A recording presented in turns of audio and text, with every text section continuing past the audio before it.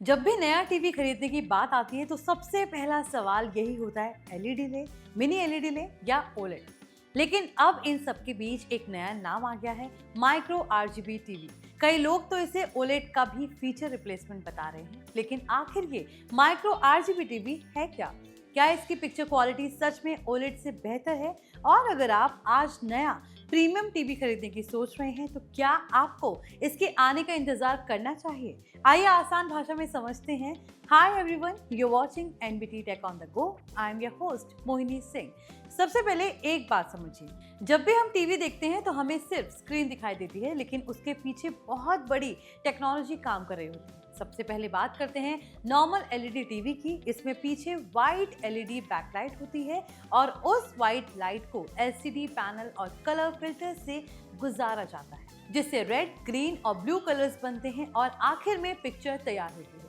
यही वजह है कि कई बार कलर्स उतने नेचुरल नहीं लगते और डार्क सीन्स में ब्लैक कलर भी थोड़ा ग्रे दिखाई देता है, क्योंकि बैकलाइट पूरी तरह बंद नहीं हो पाती। इसके बाद आया मिनी एलईडी। इसमें भी वाइट बैकलाइट ही होती है, लेकिन उसे हजारों छोटे छोटे एलईडीज और लोकल डिमिंग जोन्स में बांट दिया जाता है। इससे ब्राइटनेस काफी हद तक बढ़ जाती है, एचडीआर बेहतर दिखता है और ब्लैक लेवल्स भी पहले से अच्छे हो जाते हैं। लेकिन इसकी कोर टेक्नोलॉजी अभी भी वाइट बैकलाइट पर ही बेस्ड है। फिर आया ओलेड, जिसे आज भी प्रीमियम टीवी का किंग माना जाता है। ओलेड में हर पिक्सल अपनी लाइट खुद बनाता है, इसलिए जब किसी पिक्सल को ब्लैक दिखाना होता है तो वो पूरी तरह बंद हो जाता है। इसका फायदा ये है कि आपको ट्रू ब्लैक, शानदार कंट्रास्ट और बेहद सिनेमैटिक पिक्चर क्वालिटी मिल जाती है। लेकिन ओलेड की भी कुछ लिमिटेशंस हैं। लंबे समय तक एक ही लोगो या स्टैटिक इमेज दिखने पर बर्न इन का खतरा हो सकता है और इसकी पीक ब्राइटनेस भी कुछ सिचुएशंस में मिनी एलईडी जितनी नहीं होती। खासकर बहुत ज्यादा रोशनी वाले कमरे में अब यहीं से एंट्री होती है माइक्रो आरजीबी टीवी की।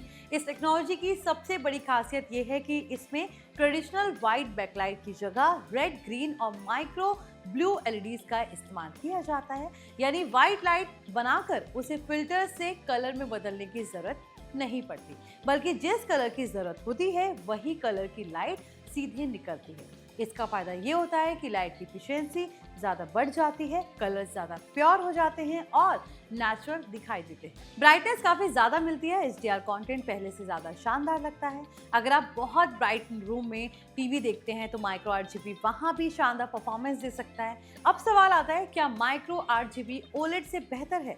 जवाब इतना आसान नहीं है। अगर बात परफेक्ट ब्लैक और इन्फिनाइट कंट्रास्ट की करें तो ओलेड अभी भी आगे माना जाता है, क्योंकि उसके हर पिक्सल को पूरी तरह ऑन या ऑफ किया जा सकता है। लेकिन अगर बात करें high brightness, colour volume, energy efficiency और लंबे समय तक बिना बर्न इन की चिंता के इस्तेमाल की, तो माइक्रो आरजीबी एक बहुत स्ट्रॉन्ग दावेदार बनकर सामने आया है। अब एक जरूरी कंफ्यूजन भी दूर कर लेते हैं। कई लोग माइक्रो आरजीबी और माइक्रो एलईडी को एक ही टेक्नोलॉजी समझ लेते हैं, जबकि दोनों अलग अलग हैं।